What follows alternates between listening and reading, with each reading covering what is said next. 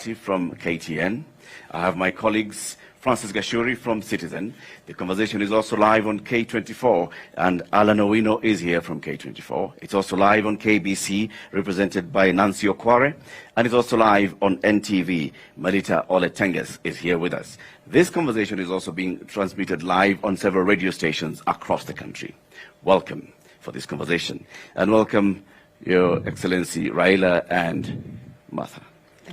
We'll have an interesting conversation, starting from what you've been having, around the country in terms of your campaigns. You've been busy up and down. Let me just give you a rundown of what we want to focus on this evening. We want to focus on several conversations. One of them is the cost of living. We'll talk about corruption and the fight against corruption. We'll also have a conversation about your promises, some of the campaign promises that you're making around the country: social protection, health, education. We'll also talk about unemployment and what you have programmed for the youth. And then we'll talk about the current campaign politics and how you are managing that. And then we will talk about integrity and accountability. Right? That is a good enough topic, Martha? Yes, it is. And we can also say that you've been saying that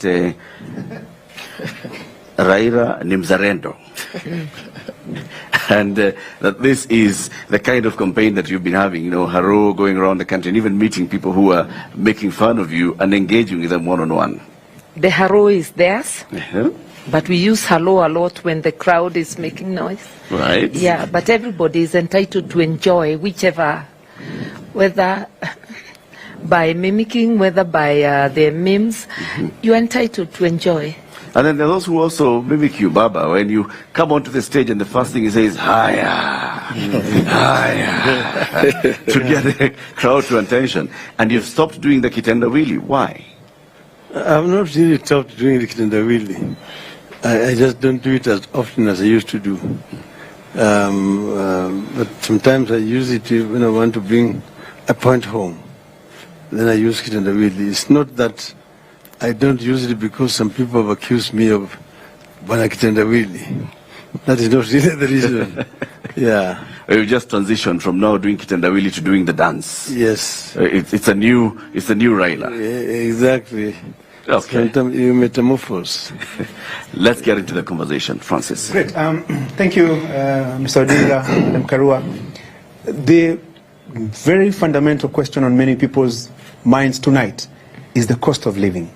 You're seeking votes from people who are barely surviving.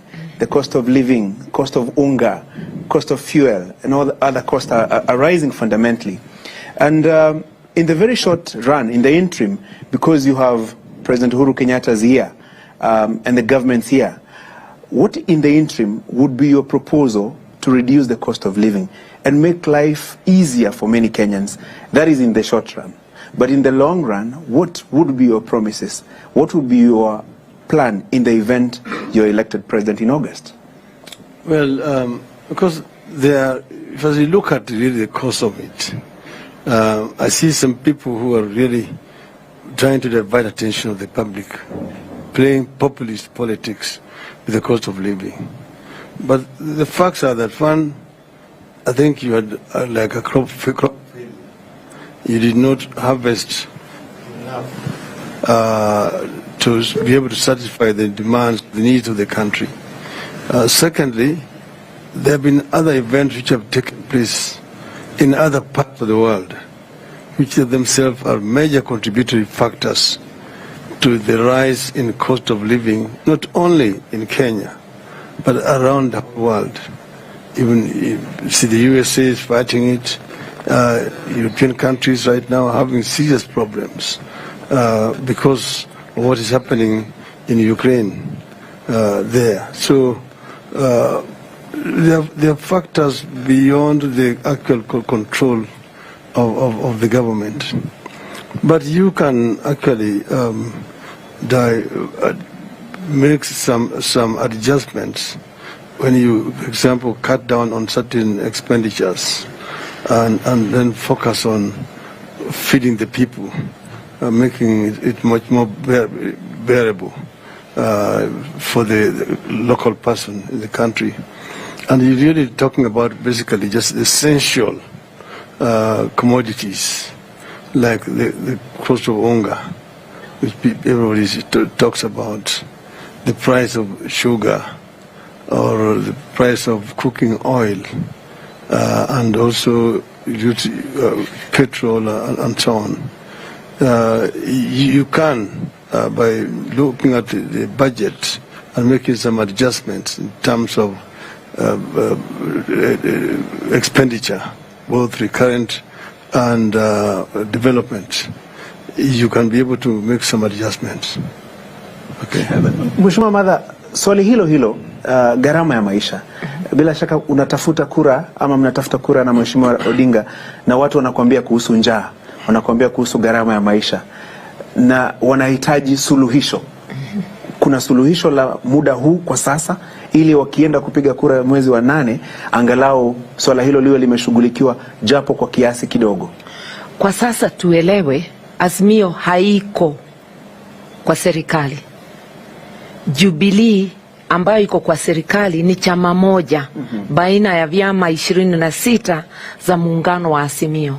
Lakini ni kweli iko uhusiano mzuri kati ya kinara wangu na rais aliyeko. Kwa hivyo wananchi waelewe, hatuwezi kama Azimio kuamua ni vipi. Lakini tukichukua mamlaka, na Mungu atusaidie na wananchi tuchukue, tumepeana ahadi ya kwamba kwa siku 100 za kwanza gharama ya maisha itateremshwa, na ziko njia kadhaa za kufanya hivyo, na kinara wangu ashaelezea. Na hii si mara ya kwanza gharama ya maisha imejaribiwa kuletwa chini na serikali. Wakati tulikuwa kwa serikali ya Rais Kibaki tukiwa na kinara wangu, serikali ilijaribu kuleta gharama ya maisha chini na kufanya kutafuta mbinu za kupatia wenye viwanda vya kusiaga unga mahindi kwa bei nafuu, ndivyo unga ishuke. Ziko njia kadhaa za kufanya hivyo, na tumepeana hiyo ahadi. Wa sasa ile tunaweza tu ni pengine kinara wangu kuongea na mwenzake, lakini mkumbuke hizi ni siku za mwisho na hatujui mipango ya ndani ya serikali. Mheshimiwa Odinga, umejaribu kumweleza rais moja kwa moja kuhusu swala hili unapoenda maeneo mbalimbali kutafuta kura, ukamwambia labda watu wanasema hivi kuhusu gharama ya maisha, watu wanasema hivi kuhusu bei ya vyakula, na labda kama ana suluhisho la muda kabla, iwapo utakuwa unachaguliwa kama rais, uchukue usukani ama mwingine yote ambaye atakuwa anachaguliwa kuwa rais? Sitaki kuongea kwa niaba ya serikali. Lakini mimi ningependa kusema ati ni kweli tumezungumzia mambo haya, na mimi najua labda hakuna changamoto zingine. Manake vile unavyojua, shida wako naye ni kwamba serikali haitembei pamoja. Iko nusu ya serikali ambayo inapinga yale ambayo serikali inajaribu kufanya. Wao wanacheza siasa na maisha ya Wakenya. Ati wao wanasema wao ndio wana suluhu, wakipewa hatamu ya uongozi katika nchi hii watateremsha gharama ya maisha chini. Sasa unauliza, wewe uko katika cabinet, baraza ya mawaziri, na hiyo baraza ya mawaziri ndio inatoa uamuzi yale ambayo nitakanya ifanyike. Baba hayuko katika cabinet. Naweza tu kutoa ushauri kwa rais mwenyewe, lakini yeye mwenyewe na wenzake ndio wako katika serikali. Kwa hivyo sisi tumeweza kutoa pendekezo, lakini saa zingine wanapata ugumu hapa na pale ambao mimi mwenyewe siwezi kuyaingia. Lakini sisi tunaweza kuongea juu yale tutayafanya, na mimi naweza kuhakikishia Wakenya ati ahadi ambayo tumetoa sio mzaha, ni ahadi ambayo tunajua ni deni kwa Wakenya. Manake sio mara ya kwanza sisi kuwa katika serikali. Tuliingia katika serikali wakati hali ya uchumi ilikuwa mbaya zaidi, na vile vile wakati ile yani mambo ya ufisadi ilikuwa juu zaidi.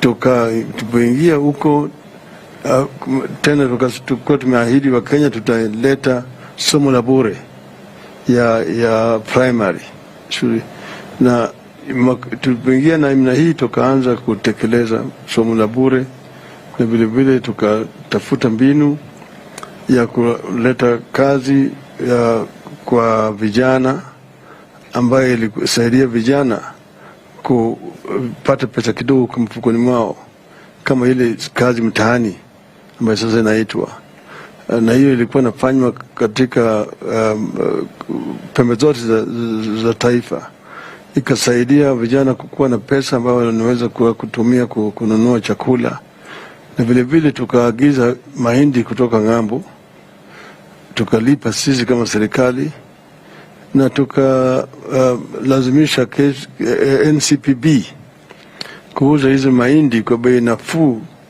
kwa mtambo za kusaga mahindi, ili bei ya unga irudi chini kwa wananchi, na ilifanyika mpaka hiyo iliendelea mpaka baadaye tulipokuwa na mavuno, chakula ikarudi sawasawa na gharama bei ya chakula ikarudi chini. Kwa hivyo kuna njia ya kufanya haya, na sisi tuna hakika tukiingia katika serikali ndani ya siku 100 vile tumeahidi, tutapunguza gharama ya maisha kwa Wakenya wote. Allow me to wrap this up with one question. While you say you're not in government, and that could be the case, but your critics will say, since the handshake, you have some level of leverage, the assumption. Does that in any way give you some extra baggage in terms of looking for votes, well aware of some of the challenges that the government has experienced, especially in the second term? Does it in any way affect your search for votes? You know, Kenyans are basically not stupid. My competitors are saying that the stupidity died in Kenya and was buried. Kenyans know very well that I'm not in government. I don't earn a salary in government. I don't live in government house.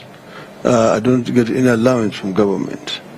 But I can give some advice. And advice, as you know, is just what it is. I mean, it is not implementable. The receiver can use it or cannot use it. But having been in government, I also know the challenges which a government also faces.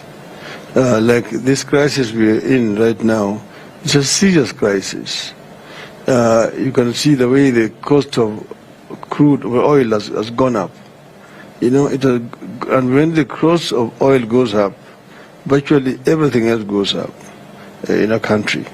We know that for a fact, because everything else depends on oil in terms of manufacturing. So it is unfair really to just do a blanket blame government. Somebody who is earning a salary, has got over 250 security of government defending him, government vehicles and equipment to do the campaign. Mtu wa kitendawili ndio anajua yeye ndio yako ndani ya serikali. Mimi nilitolewa kwa serikali. Kama ulitolewa kwa serikali, you do the decent thing that most responsible people do. You resign. That is what Mr. Billy Kagia did. That is what Jaramogi Oginga Odinga did. You resign and then you become an ordinary person. But you don't say you're out of government and you're blaming that same government, but you're earning the salary from the same government. If that is not hypocrisy, then I don't know what hypocrisy is. I think if I may add just a little, you can't also choose which part of government you will claim credit for and which part you disown. If somebody is standing in the podium and telling people that I've influenced this to happen in government, they must also... We'll come back into the politics of the campaign and the back and forth and who bears what responsibility as we continue this conversation. There's something that you've touched on there, Mheshimiwa Raila, which is on social protection, protecting the vulnerable, and cash transfer program, like you implemented earlier. You have been promising 6,000 shillings in campaign rallies in the public. Now, there's a lot of misconception and misunderstanding of what this 6,000 shillings is all about. Who qualifies for 6,000 shillings? When do they start receiving 6,000 shillings? In fact, when you promote this interview this evening, somebody already sent us a message saying that we ask you for 2,000 shillings. Deposit. Alafu utakata ukiingia serikali. So who qualifies? What is this 6,000 shillings for? Who qualifies for it? Let me say this. First, the facts and there are also jokes about it. The fact is that we are talking about a social protection program. And it's not being introduced in this country, only in the world. It is something that exists in other countries in the world. Like in the UK, most European countries, United States, it's in Brazil. On the continent, it is in Egypt. It is also in Namibia. In fact, we have a Kenyan who helped to design the Namibian program, who is the one who has actually worked with our experts here. And what we're talking about is a number of Kenyans who live below the poverty line. These figures are taken from the Bureau of Statistics, and they have already been profiled. About 2,000 families. When you talk about 2,000 families, you're talking a family, say 4 people per family. Then you're talking about 8 million people. And these are people. And so if it's 6,000 per family for 2 million people, that's 12 million shillings. 12 billion shillings. 12 billion shillings. Is it per year, per month? Per month. That works to 144 billion shillings per year. Through procurement and also through collections. Because the budget basically consists of income and expenditure, government. You are under collecting, and then you are overspending. That is what it is. If you say about 700 billion shillings is being lost to corruption, if you basically try to block this, you can have a saving, say, of 500 billion shillings. We are talking of only 144 billion shillings. See, but we have also been in the government before. When we went into the government, we found a treasury which is almost empty. The coffers are almost empty.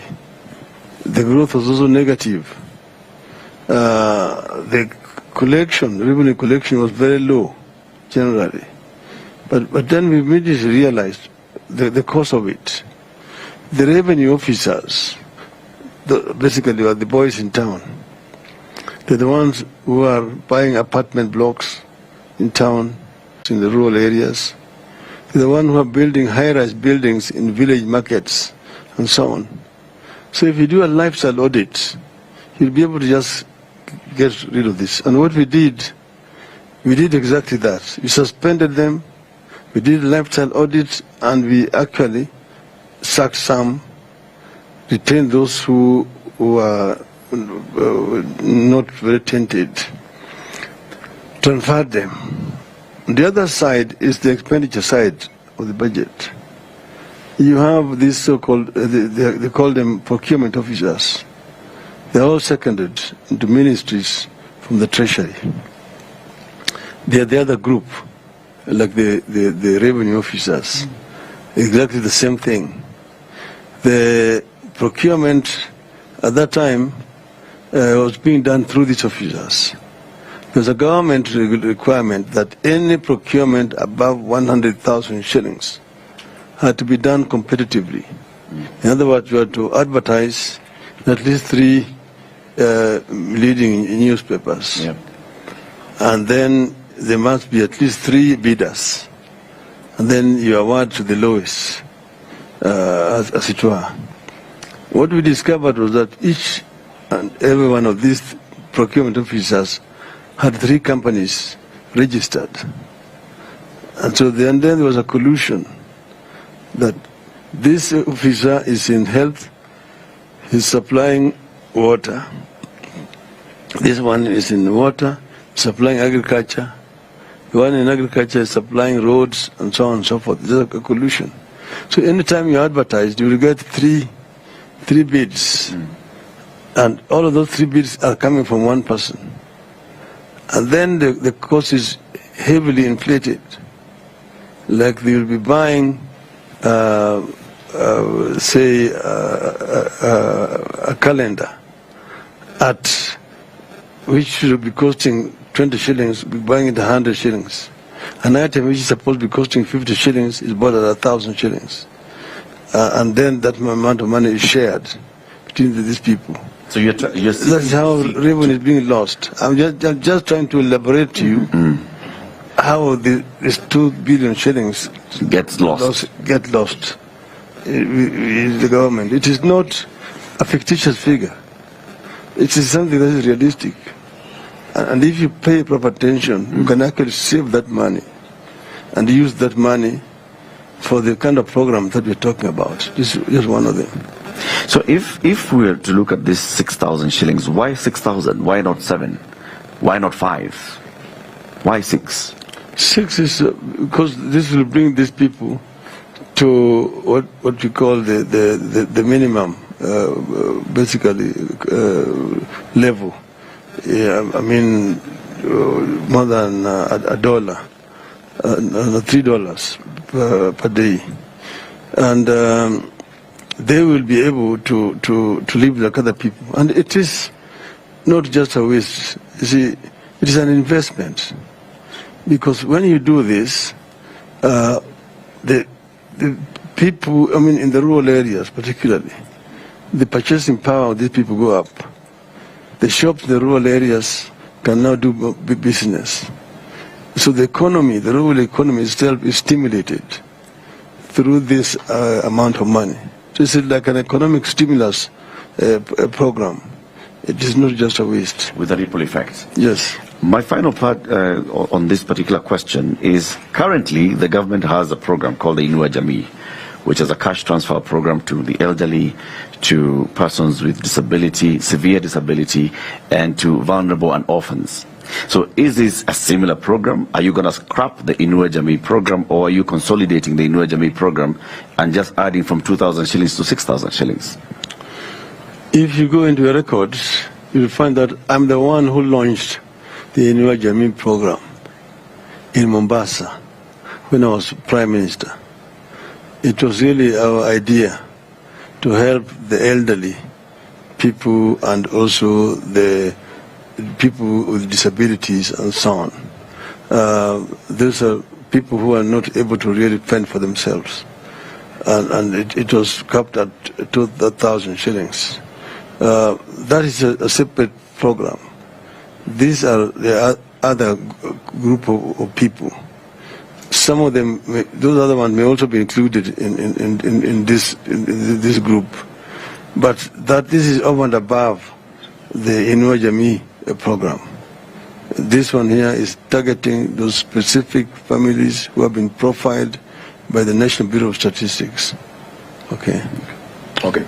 Well, former Premier, it's a good thing you've spoken about corruption, and I believe Honorable Martha, you can just speak up after him, because this is a docket that directly translates to you. Now, corruption is a big thing, as the One Kenya Coalition has spoken about, and I believe it formed the premise upon which you added that extra docket of the Justice and Legal Affairs to the Deputy President when you were mentioning your shadow cabinet. Now, this would necessarily mean that the deputy president is overseeing policies and issues pertaining to the justice and legal affairs. But many would argue that in the long run, it would have a ripple effect in affecting the independence of institutions such as the Office of the Public Prosecutor. We have the DCI, we have the ACC. So how then would you ensure as the executive that you do not compromise on the independence of these institutions that should be so?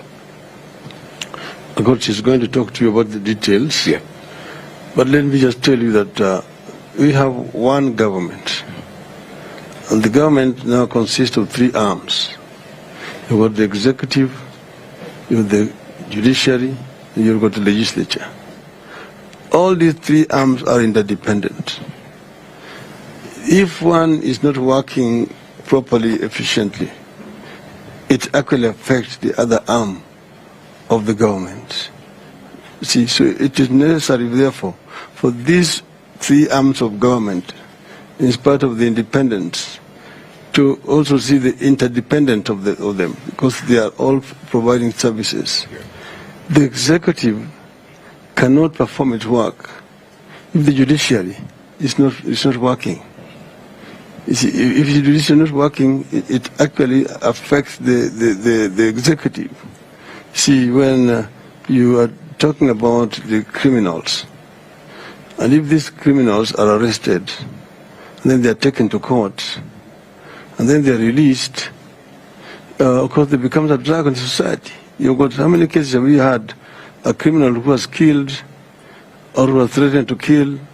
I think it just happened last week. Is taken to court, is being given a bail, he comes out and goes and kills his mother. See, so something is wrong somewhere, which must be addressed. The same thing with the legislature.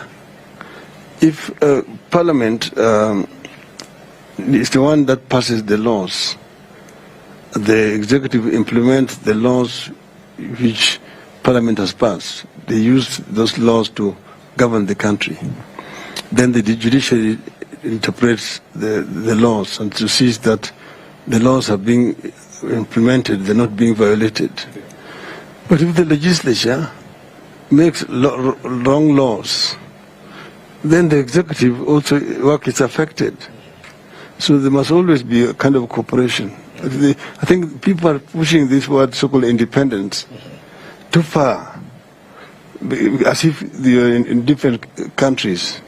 Then you've got, like, for example, independent, we've got these commissions that we set up in the Constitution, that each one of them is now dependent on its own. You cannot interfere with what they're doing. They are protected by the Constitution, even if they're not doing their work, or even they're doing it wrongly, that there's nothing you can do about it. I don't think that is what is intended in the Constitution. You see, there's independence and there's also interdependence, generally. So, like when you talk about the criminal justice system, you've got the investigative arms of government.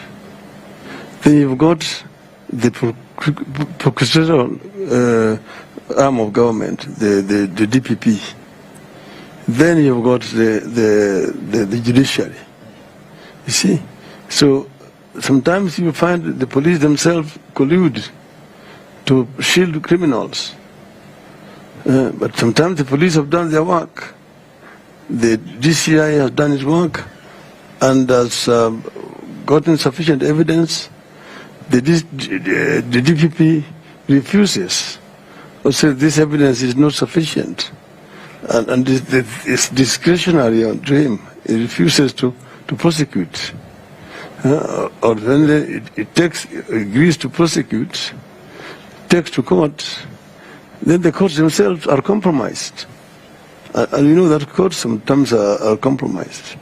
So a court that is compromised, in my view, is worse than the criminals, because it protects the criminals. Okay? But then, this is a conversation I've had when I was a Prime Minister before, with the then Chief Justice, when we were having those problems. But that was, of course, the situation prior to the new Constitution. Okay? So my view is that yes, independence is there, but there's also interdependence of these arms of government, because ultimately you want the delivery of services to the people to be done efficiently. Okay. Well, Honorable Martha, I'm sure there's a lot of uncertainty to this role because you'll be the Deputy President and there's also this additional role. And according to Article 147(4) of the Constitution, you cannot hold two offices. So maybe if you just respond to the same and clarify what this would mean as a member of the executive overseeing certain arms of the judicial aspect. I think that's a misconception. Okay. If you look at the description of what a deputy president does, is be the principal assistant of the president and perform any other duties assigned by the president. So any other duties is covered. You can hold a ministerial docket. And there's no difference when a deputy president holds a ministerial docket and when any other minister holds. So the framing of the question as though having a deputy president hold the office of Justice and Constitutional Affairs Ministry is an oppressive thing is wrong, is misleading. It is a ministerial portfolio like any other. And for people to understand the three arms of government, it's like pieces of a jigsaw puzzle. The three of them fall into place and make the whole. So they are independent but interdependent. And the Justice Ministry is a coordinating ministry. It doesn't prosecute. It doesn't arrest. It doesn't decide on the cases. So it's a more policy and coordination, so that when arms of government get together and you want to find where things are not moving and whether we are moving according to the policy direction, and to support each other in execution, not in decision making. When the government proposes to Parliament a bill, it doesn't sit in Parliament to pass that bill, but it's a government proposal. When the government, sitting with the judicial arm, asks for speedy movement of cases, it doesn't go in to determine those cases or to hear the evidence. It's talking about policy direction. So that, for instance, if we need any law to limit how long certain cases can sit, then it's agreed together in a consultation. Proposals are made by the relevant department and placed forward. So there's no contradiction whatsoever. The Azimio government will be a government that upholds the rule of law and constitutionalism, and will strictly do things in accordance with the law. So I'd like people to know that it is not a contradiction for a deputy president to have additional responsibilities assigned by the president. Okay. And that's precisely what we are talking about. And fighting corruption, if I may add, is more than just about going to court. It involves giving the public confidence that the government is serious about what it is doing, so that the public can be partners in the fight against corruption. And if we wind backwards and go to 203, basically when the NAC government came in, the public was so inspired by the zeal and the commitment of the NAC government that members of the public could actually stop policemen from receiving bribes on the roads. Members of public chose to walk to force the matatu industry to accept the Michuki rules. Members of public recovered the Kenyatta International Conference Center from those occupying it and claiming ownership, and handed it back to the relevant ministry.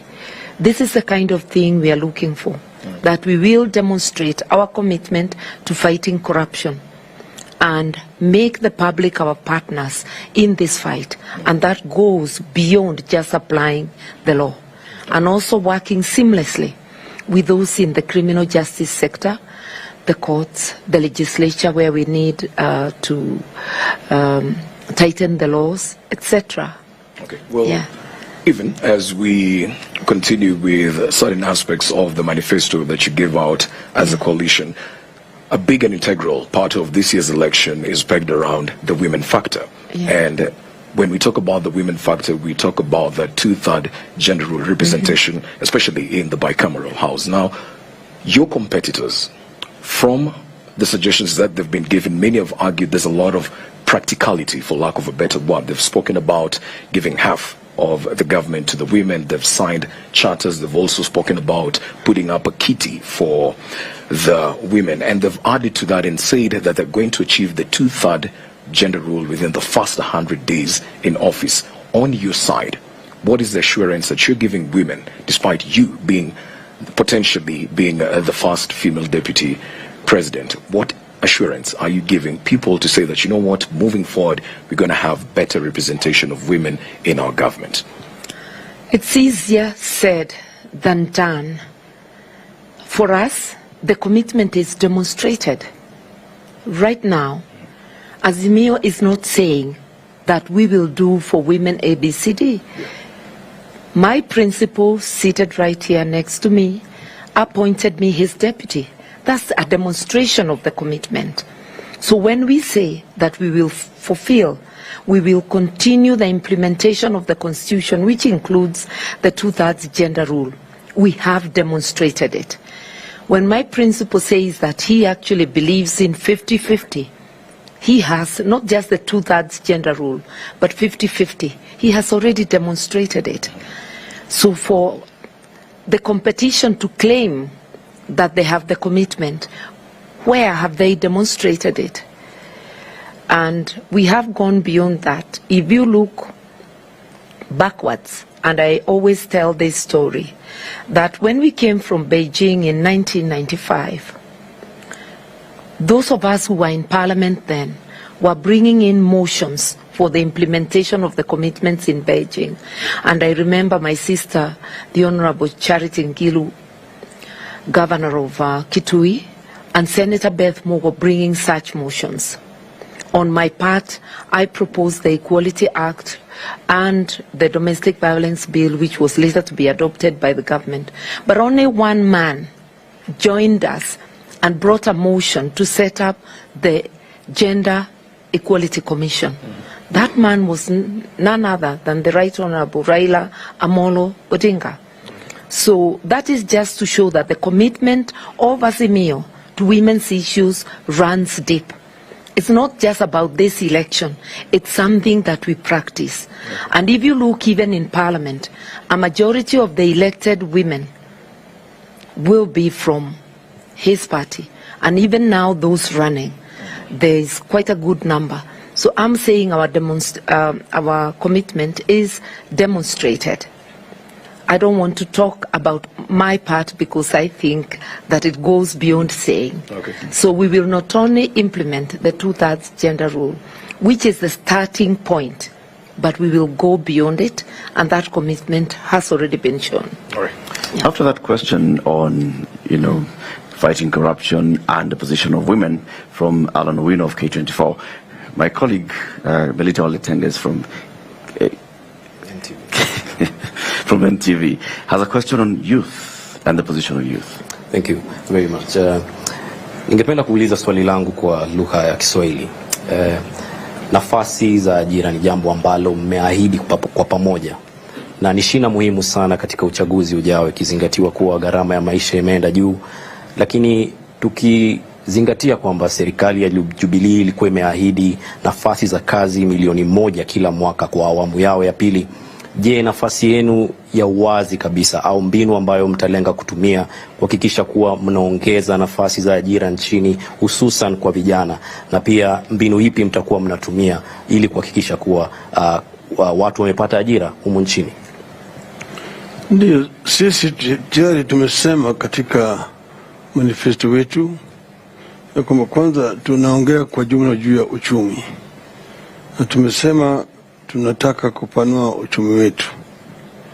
Kwa mfano, tumeongea juu ya mambo ya viwanda, na tumesema tunataka kuona kama kila county iko na viwanda, kwa sababu tunaongea juu ya county moja, product moja, one county one product. Na hii ni mambo ambayo sisi tunataka kuanzisha kwa njia ya haraka. Maana yake tayari utafiti imefanyika, tunajua ni nini inapatikana katika eneo hii na eneo hii na kadhalika. Lakini haya yote sisi tunategemea Wakenya. Wakenya ndio tunategemea kabisa. Kwa upande mwingine kama serikali, tunajua wakati huu vijana wetu wengi sana wako na shida mingi zaidi. Na tunataka kuanza kuleta ile ajira ambayo inaweza kuajiri vijana wengi zaidi. Kwa mfano kazi mtaani. Tunasema tutarudisha kazi mtaani mara moja kama tunaanza. Yani tukuna kwa mambo short term, as immediate, mid term and long term. Vijana wetu wengi vile vile wana ujuzi, wamesoma. Kwa mfano kwa upande ya ICT wako na ujuzi wengi zaidi. Na tuko na changamoto kwa sababu ya kutokuwa na ile connectivity ya kutosha haswa katika eneo za mashambani huko. Tunataka kusambaza ICT ifike kwenye vijiji wetu, ili vijana wanaweza connect na wanaweza hata kupata ajira kwa kampuni ambazo ziko nje ya taifa letu. Wanaweza kufanya kazi hizo huko. Vile vile tumesema tutaanza hazina mpya ya mkopo, pale ambapo vijana wanaweza kwenda kukopesha pesa ya kuanzisha biashara yao na walipi riba yoyote mpaka baada ya miaka 7. Hayo yote ni vitu ambayo tayari zimeangaliwa na wataalamu wetu na najua inawezekana kufanyika. Tukileta mambo kama haya, vijana wengi kwanza wataweza kunufaika kwa hiyo mpango. Lakini muhimu zaidi ni mafunzo. Tunataka toa mafunzo kwa vijana wetu. Ndio sasa tunataka kupanua motivates ziwe katika kila sub-county, ambayo vijana wanaweza kwenda pale na kupata mafunzo ya aina tofauti ili waweze kwenda kuanzisha biashara yao. Yani watu wengi katika taifa letu wanaangalia serikali. Wengi ukienda mahali wanasema kabila yetu au kwa yetu hawajaajiriwa katika serikali. Hawajaajiriwa katika serikali kila mahali mikienda. Lakini serikali inaweza tu kuajiri watu kadhaa. Kwa mfano wakati huu ukichukua serikali ya kitaifa, yani wale ambao wanaitwa civil servants, na atuweke polisi ndani yake na jeshi na kadhalika, alafu weke hata wale ambao wameajiriwa katika counties, idadi inakuja na kuwa 700,000 peke yake, 700,000. Na hizo nafasi haziko wazi. Watu wameajiriwa tayari katika hizo nafasi. Nafasi inatokea kama mtu anakufa au anastaafu. Na hiyo ni 10% peke yake. Kwa mfano inakuwa 70,000 kila mwaka ndio kunapatikana kama vacancies. Lakini kila mwaka sisi kama taifa tunamwaga katika soko la kutafuta kazi watu karibu 1,000,000. Wale ambao wanaacha shule kwa darasa la 8, kwa darasa la 12, wengine wanatoka kwa ile vituo vingine na chuo kikuu, karibu watu 1,000,000. Kwa hivyo mpaka tuangalie sekta ya kibinafsi, private sector, ndio itaweza kutoa ajira kwa wale vijana wetu wote. Sisi tunataka kuona kama Wakenya wenyewe wanapewa fursa ya kuwa kama investors. Wakenya ambao wako hapa na wale ambao wako nje. Juzi sisi tumekuwa na conference na diaspora wa Kenya, tukiwahimiza ya kwamba tutafungua Kenya ili wao wanaweza kuleta pesa zao na kuinvest hapa Kenya. Kuna vile vile wageni, ile kitu inaitwa FDI, Foreign Direct Investments, kwa wanataka kuleta mali zao hapa, kuanzisha biashara hapa na kutumia Kenya kama mahali ya kutengeneza bidhaa na kuuza katika soko hii ya kanda ya Afrika Mashariki. Kuna wafadhili wengi sana wanataka kuja hapa Kenya. Wengine basi wanataka kutoka China, kutoka nchi zingine waje hapa katika bara ya Afrika. Sasa shida ambayo iko hapa ni mazingira ya wale kuleta mali yao hapa. Juzi mimi nilikuwa na wale mabalozi na wafanyi biashara kutoka Ulaya. Wanasema makampuni yao kubwa kubwa wangependa sana kuja hapa, lakini mazingira hapa ya kuweka mali yao hapa ni sio sawa, kwa sababu unakuja hapa kwanza ile kitu inaitwa bureaucracy, pili corruption iko juu sana. Alafu sasa wengine mtu anakuja hapa ameshasema yeye anataka kuanzisha kiwanda, amenunua shamba, kisha mtu mwingine anaenda mahakamani nasema hiyo shamba ni yangu, manake tuko na title deeds mabandia. Alafu yeye anakwenda anapata injunction kwa court, jamaa hawezi kuendelea na kazi yake, court hii imefunga hii maneno, na hiyo kesi haisikizwi miaka 3, kesi haijamuliwa.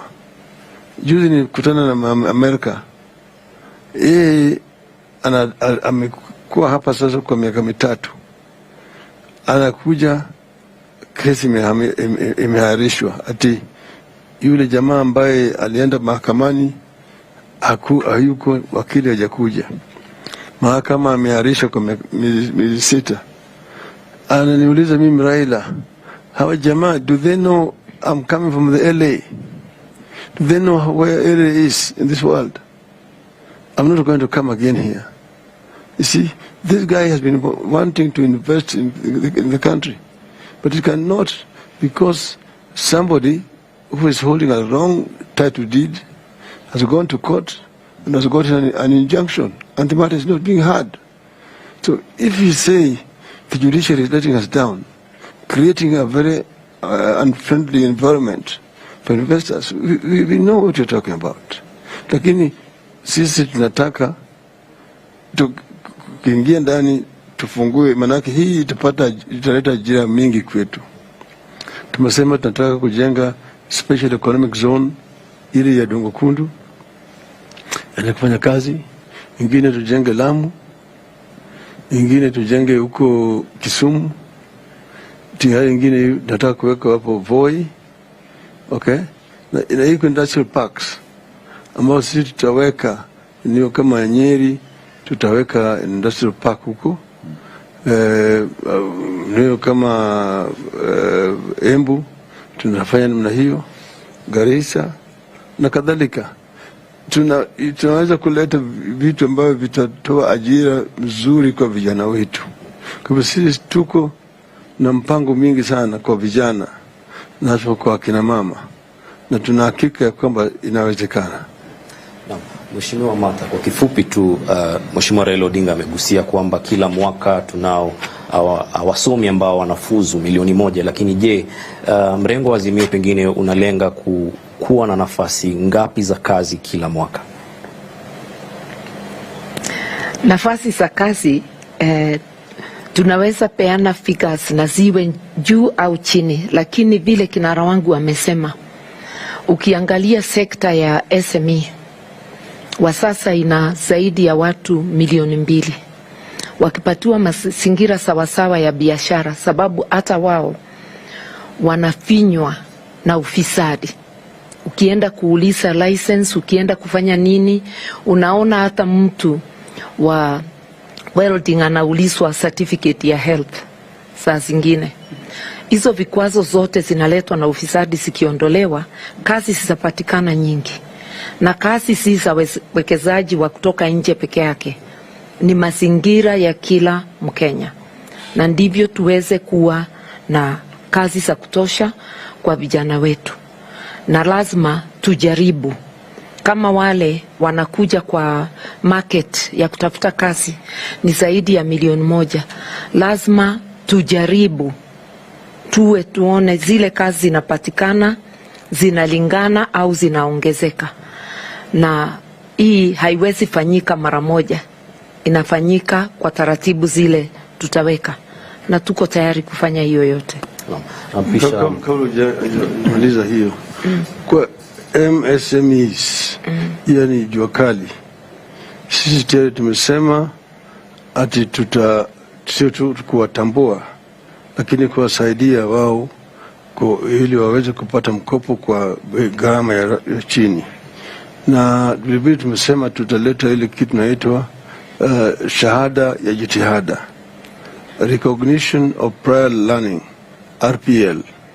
Yani wengine wao hawakuenda kwa shule mpaka wakapata shahada ya shule, lakini wameenda wakajifundisha kazi na wana ujuzi zaidi. Mwingine anajua kuchoma vyuma, yani welder, mwingine ni mechanic, mwingine ni electrician, mwingine ni plumber, mwingine ni mason, mwingine ni carpenter, mwingine anajua kuezeka paa ya nyumba na vigae na kadhalika. Lakini sasa wakati huu hawezi kupata kandarasi ya serikali kwa sababu hawakuna ile certificate. Sisi tuwapatia hiyo certificate, ndio tunasema shahada ya jitihada, na wakiwa na hiyo wanaweza kupata kandarasi ya serikali bila kupitia kwa mabwanyenye ambayo wananyonyesha jasho lao. Nampisha mwanahabari mwenza Nancy Okware kutoka idhaa ya taifa KBC. Shukrani. Bwana Raila, tukirejea kwako, ningependa kidogo tuzungumze kuhusiana na swala la afya. Manake tunafahamu ya kwamba uchumi wa taifa hauwezi ukaimarika bila afya bora. Na tumeshuhudia humu nchini wakati ambapo taifa na ulimwengu wanakumbana na janga la COVID-19, na kama Azimio la Umoja mmezungumza kuhusiana na baba care. Ikiwa mtazamaji anajiuliza pale nyumbani, hii baba care kwanza inahusu nini? Tofauti yake na UHC ni ipi? Na kama Azimio la Umoja mtatumia mbinu zipi kutafuta ama kupata zile fedha za kutekeleza? Sisi tumesema kwanza sisi tunataka kuboresha hali ya matibabu katika taifa letu kwa kupanua vituo vya matibabu na vile vile kuimarisha. Tunasema tunataka level 4 katika kila sub county ili zisiwe mbali sana na pale watu wanakoishi. Kuna Wakenya wengi wanapata shida mingi zaidi, wamama haswa ambaye wajawazito, wengine wanakufa wako njiani wanapelekwa kwa vituo vya matibabu.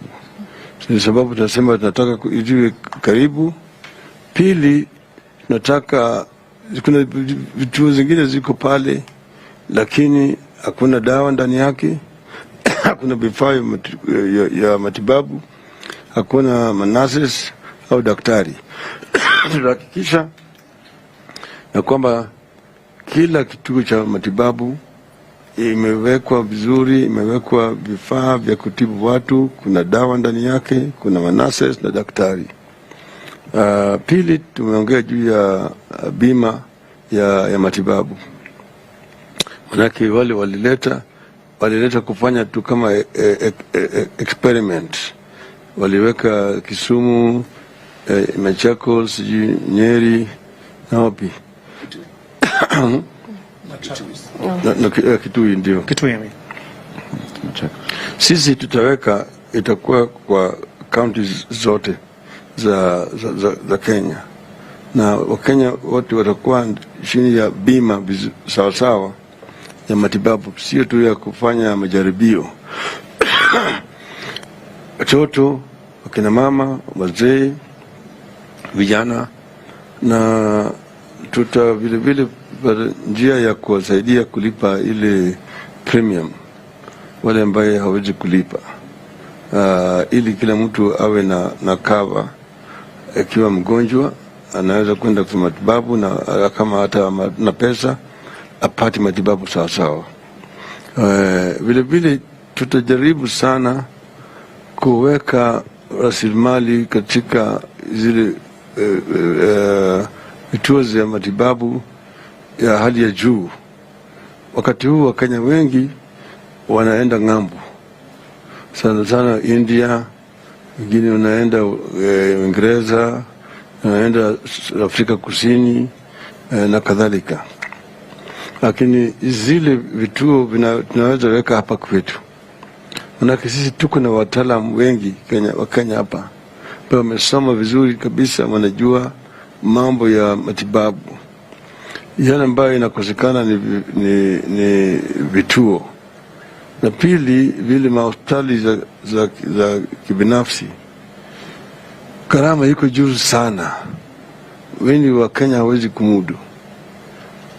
Gharama ya kitanda katika hospitali hizi hapa Nairobi iko juu zaidi kuliko gharama ya kitanda katika 5-star hoteli. Unalala tu kule hujatibiwa, gharama ambao wanakulipiza inashinda Hilton au Serena. Hiyo ni kunyonya wa Kenya. Watu wengi hawezi.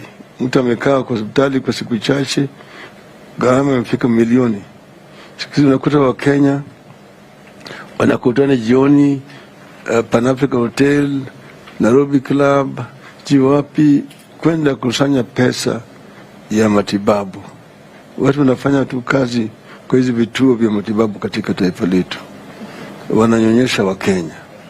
Sisi tunataka kuleta uhuru kwa Wakenya, kwa kuleta vituo vya kiserikali kwa hali ya juu, ili Wakenya wako na chaguo.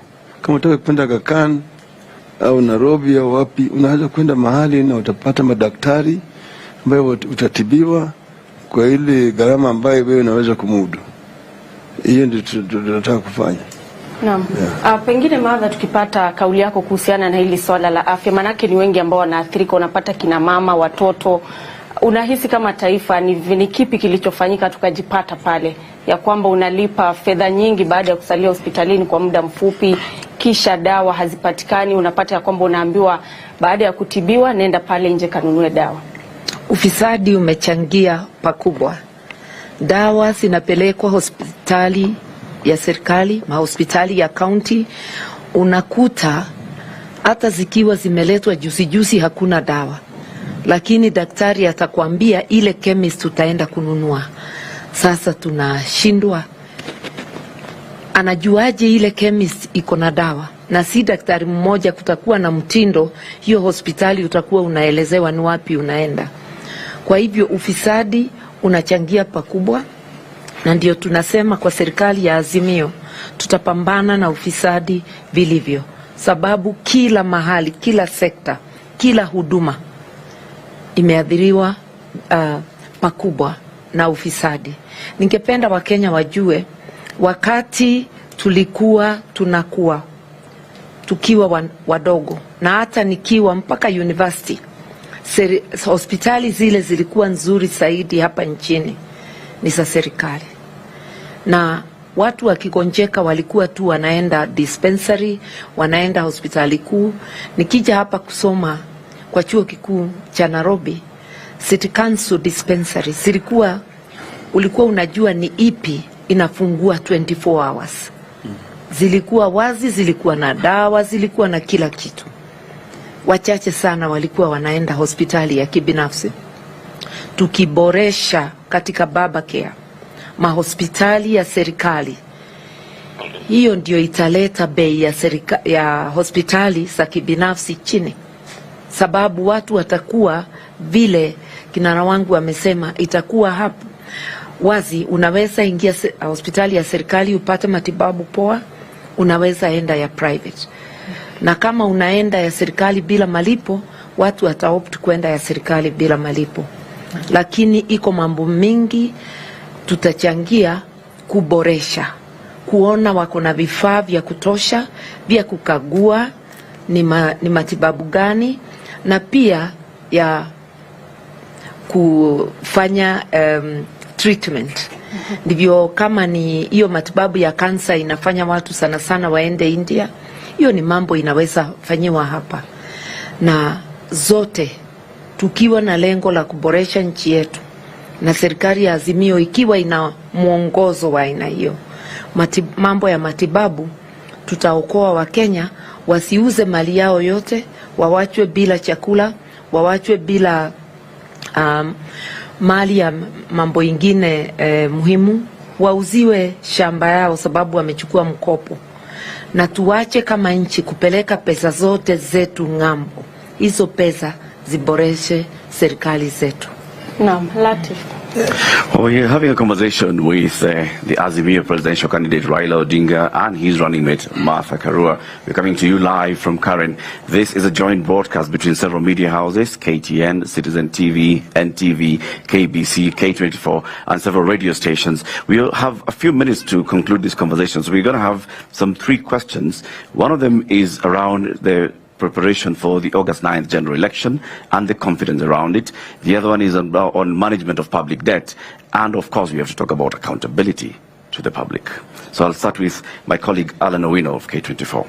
Okay, well, when you look at the issues surrounding the preparations for elections, this is majorly handled by the commission, which is IBC. And if we remember back in 2017, former Prime Minister, you were in a very precarious situation, especially with your party, and that particular election was nullified. But fast forward to 2022, the very same referee who was actually reffing that particular match is still at the very helm of that particular commission going to conduct this year's election. So my question is, what have you done within the 5-year period to see to it that you have enough confidence for him to ref this very same match this year?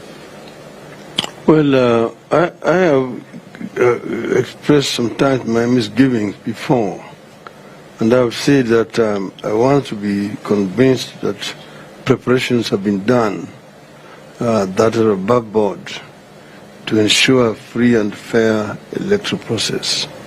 I did, on the day we were presenting our papers to the Commission, I present them with a letter with 10 questions which I wanted them to answer. They have partly answered those questions, but there are some other concerns which have not been satisfactorily dealt with. But I would say that this is premature today because we are having a meeting tomorrow with the IBC. And I will be raising some of these questions there tomorrow. And that's when I will be satisfied or dissatisfied, satisfied that they are really prepared and ready for an election which is free and fair or not. So I would actually withhold my further comment on this issue. Because I would like to make an addition without going into matters that will be discussed tomorrow. And this is directly to fellow Kenyans, that we each have a responsibility to make the election free and fair and also credible. The polling clerk, the presiding officer, the returning officer, and everybody involved in the electoral process, including candidates, supporters, security agencies. We all have a role to play. If each one of us stood up for our country, Kenya, then we would not have complaints in elections. Chebukati and its team sitting at anniversary towers, if everybody else did their work, they would not, even if they wanted, be able to interfere or cause any malpractice. So this is a responsibility we must take jointly. And I want to say that I personally sought to prosecute privately 3 electoral officials arising from the malpractices in Kirinyaga in 2017. Yeah. Although the court did not allow the private prosecution, and one party official, if I may add, I had gone to court against 4. An appeal is pending. Whether I'll prosecute it or not is another issue. But this is to say to everybody, don't hide behind an institution when you do wrong, because it's like declaring war against Kenya. Kenyans can come for you. Our constitution does allow it. So let us all do our best, even as we put Chebukati and his team to task tomorrow. Indeed. Is there a particular template, Honorable Odinga, that you have for what constitutes a credible election? Is there a template? What are your immediate concerns? I've seen issues raised on the complementary voter register at the polling stations. Are there what you would say irreducible minimums as you go to this election in terms of how IEBC manages it? Well, you know, there are a lot of factors that are contributory to a free and fair electoral process. The preparations towards it, first was recruitment of the staff who are going to conduct the elections themselves. Has it been done in a transparent manner, in a manner that does not favor anybody, and so on? Secondly, the procurement of the equipment that are going to be used in the election process.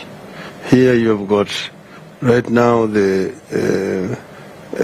electronic or the ICT equipment. How was it procured? And how is it prepared?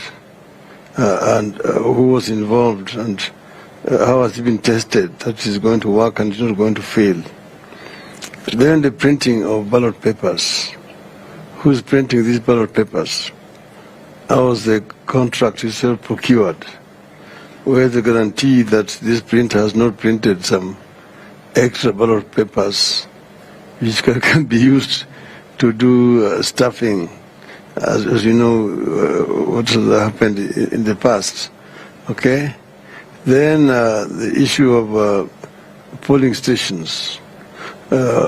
Where are they, and how are they connected in terms, you know, the cover of 3G or 4G in the country? Which are the stations which are not covered, and what measures have I been taken to ensure that result from those other ones are actually also made in time? And then the actual polling itself, what arrangements?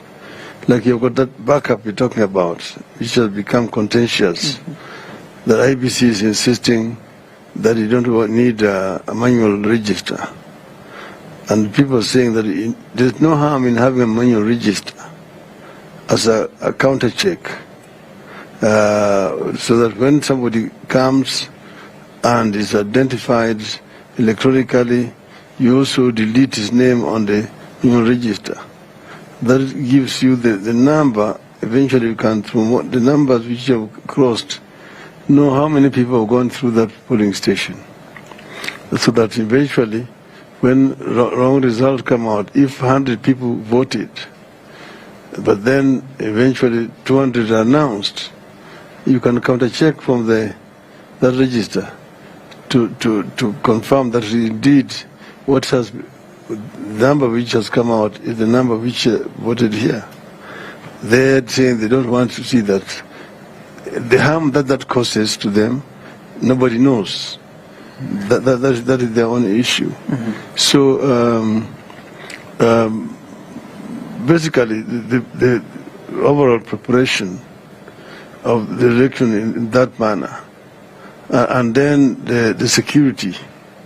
Where, you know, who is going to provide security so that voters don't get harassed by some other goons because another opponent can hire goons to block opponents from going to vote. Who are those who are going to be in charge of security neutral enough to ensure that everybody is facilitated to cast his or her vote without coercion or interference. Okay? Then counting and that on the polling day. Because what we have had is, not that we have not had agents in some areas. There are some areas where the agents are actually given two options: to agree to cooperate and take the money and disappear, or beaten up and thrown out, so that you don't have an agent there. See? Where is the guarantee that this is not? Because the police are also complicit there, and that's why you usually have these complaints. And then you have, the electronic system, where you are identified through your biometrics and the irises, and then you are allowed to go and vote. Eventually, the results are counted, recorded, and then the presiding officer is supposed to, once the agents have signed, press the button and transmit, and it goes through a server in the cloud. In that particular case in 2017, it was going through a server which was in Spain or in France. And then from there it was coming to the server at Bomas.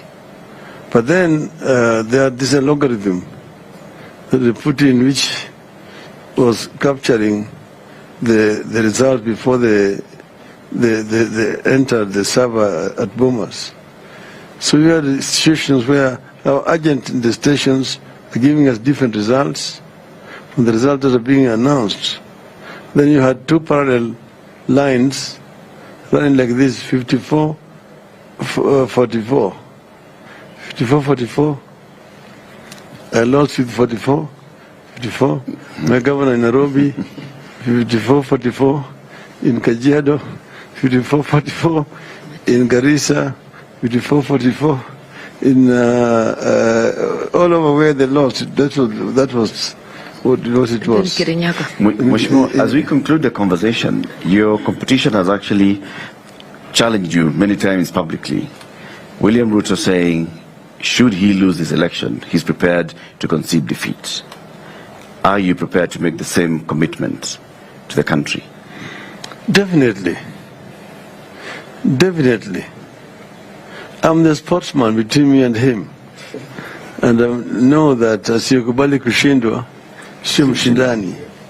So I would easily accept defeat and congratulate the winner. Definitely. Asante sana. Maybe as we depart, the Raila Karua ticket, how is it going so far? You've not always worked in the same team together. In 2007, you're in different teams. In fact, my Honorable Mother, you're on record saying at one point you didn't see anything ideological that you shared with the Honorable Raila. Is it now a union of convenience for this election? What does your ticket now bring to the fore? And tied to that, what are your chances? Have you figured out what are your chances for winning this election? I think I should go first, yes, now, please, that you mentioned me. Remember, we were competitors in 2013. And if you are competitors, you go for it and you go for your competition. That is the only time we strictly were not on the same side. We've come from the same background, from the trenches fighting for expanded democracy. That doesn't mean when you are on the same side you must see everything 100% the same way. In 2005, we were on opposing sides of the constitutional, the banana orange. And 2007, we were again not together. But we came together in the National Accord worked well. 2013, every person for themselves, and God for us all because we were both candidates. Shortly after that, 2014, we worked together. Now Kenya was friend of God. So we've worked together more than we've worked separately. We both come from a social justice background. We both root for social justice. In fact, the manifesto, because I found it in the making when I was named, I would have easily said it was made for NARC Kenya. We have more in common than separates us. And this is not just for convenience, it is for the sake of Kenya. We are in a very dangerous place where we can lose all that we have built. What we need in Kenya today is good leadership that can take the nation forward. I joined my principle to do just that, rescue our nation. I just want to compliment what you just said. Yes. But, from the days of Ford, we were together. See, Mother only left Ford at the time of nominations because of male chauvinism, which we need in nominations in our constituency. Details are record there. But then we came and teamed together in Parliament. She came through DP, which was in the opposition, together with Ford Asili and Ford Kenya. And we worked very closely together throughout that period. In 2002, we were together in NARC. We were together in NARC, and we campaigned together throughout that period of time. And then we went to government together, and we were ministers in the same government. We worked very closely in the cabinet. It was only the constitution bombers where we had differences. And then 2007. But then after that, we again worked in the same NARC government. So we have worked together more than we have worked apart.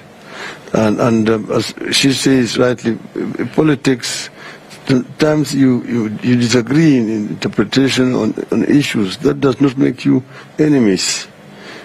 So long as you have the same beliefs. You believe in human rights issues, believe in multipartyism, believe in democracy, liberal society that gives opportunity to its people and so on. So we share much more in common with Mother than many people have worked with. Mara kwa mara umekanusha kwamba wewe si mradi wa Rais Uhuru Kenyatta. Pengine Rais Uhuru Kenyatta atakuwa na mchango upi ndani ya serikali yako? Rais Uhuru Kenyatta anamaliza tamu yake. Yeye mwenyewe amesema anamaliza, anataka kwenda kupumzika. Na mimi tumeongea na yeye, nimesema yeye amechangia, amefanya kazi yake. Wamekuwa na changamoto kwa serikali yake, mnajua, lakini nafikiri amejaribu vile angeweza kufanya. Manake vile waliingia katika serikali, katika hali walikuwa washtakiwa kule ICC. Hiyo ilikuwa ni changamoto kubwa sana, lakini tofauti na hayo walijaribu. Tukaja sasa kwa ya pili, tumeketi na yeye mwenyewe alikiri ya kwamba kulikuwa na makosa hapa na pale, lakini tusahau yaliyopita, tufanye kazi pamoja. Na nafikiri yeye amejaribu, ingawaje yeye amekuwa ana pingamizi kubwa katika serikali yake. Manake vile navyojua ile serikali ilikuwa ni nusu mkati. Kama upande mmoja ndio anafanya kazi, mwingine hafanyi kazi, inakimbia tu kufanya kampeni na propaganda kwa miaka 4. Hiyo ni kubwa sana kwa serikali. Mimi najua tulikuwa na tofauti zetu, mimi na Kibaki, lakini tulikuwa tunajua vile tunasuluhisha yale tofauti yetu. Kama sangine kwa mfano hatukubaliana vile alikuwa ameajiri Chief Justice na na nini, na mimi nikaandikia barua nikasema mimi sijakuwa consulted. Hapo ndio sisi tulikuwa na tofauti, lakini baadaye tukasuluhisha, na kile tulikuwa tunafanya kazi, naenda kwa cabinet, kama kuna shida tunaenda kwa cabinet pale, tunaongea na yeye na tunasema hapa naona si mzuri, au mimi mwenyewe nakwenda kwa State House. Kibaki hajanizuia mimi kuingia kwa State House, na kama kuna maneno mimi naenda kwa referee. I used to go to brief him ahead of any cabinet meeting. There's always a session between the Prime Minister and the President, and we tell him these are the memos we are bringing today to the meeting. They contain this and that and that. They have all been discussed exhaustively at the committee level. They have been approved. So we just bring them here for record and approval. And surely we go and take those things there, and they are passed very quickly. So we worked very well with Kibaki. That cabinet, bloated as it is, was the most efficient cabinet Kenya has ever had. And we did a lot of things at that time. The Grand Coalition government. Everything that is being achieved by this government has its foundation in the Grand Coalition government. We laid the foundation for infrastructure development, for agricultural development, for water around the country. Remember, we had even a ministry for Northern Kenya for the first time. We did a lot of research work on how you can deal with ASAL, arid and semi-arid regions of our country. So we have been there before. We are not newcomers in the government. We know the challenges. We know the problems we are going to. I know you're going to want to ask me about the debt issue. we know that there's really nothing wrong in a country in carrying debts. Most countries have got debts. Even the United States has got public debts. Japan has got a lot of public debts. Germany has got a lot of public debts. In fact, the total debt that the African countries have are less than the debt between just two countries in Europe, Belgium and the Netherlands. Okay? But then the thing is, what you do with that when you borrow to invest. Because if you borrow for consumption, then your ability to repay becomes impaired. But if you borrow to invest in productivity, then that enhances your ability to repay the debts. We know that the debt has increased. You just need to now look at what that debt has financed. What project did it finance? And we know that most of it did not actually go to do real development. The dams of Yazaror and Kimarer can tell you that. And there are quite a number of those other white elephant projects which were there, particularly in Uhuru's first dam. That is where most of this debt was incurred. There's some of it which has been incurred in the second. The people who are actually crying about the debt are the people who are responsible for those debts. I give you the example of SGR. SGR was a Grand Coalition government project. We conceived it, Kibaki, as a project. It was done under the NESC, National Economic and Social Council, which were being co-chaired by Kibaki and myself. It was supposed to be Mombasa, Nairobi, Kampala. So we had a joint committee co-chaired by me, the Prime Minister of Kenya, and the Prime Minister of Uganda. But because of bureaucracies in Uganda, when we had met here, the minutes prepared had to wait to be tabled in their cabinet before approved, and then the next meeting to now go and meet in Kampala, and so on. I went and told Kibaki, At this rate, our time is going to expire before we finish, we do anything. Let us take Mombasa, Nairobi as a purely Kenyan government project. That is how we did it. We did that. And then we now appointed the consultants, and they did the feasibility study, the engineering design, tender documents, and we awarded the contract at $2.7 billion. When they came to government, they cancelled that contract and re-advertised, and then awarded it a few months later to the same contractor at $3.6 billion from 2.7.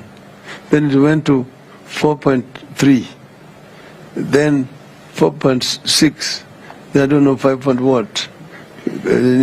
So you asked me about the debts.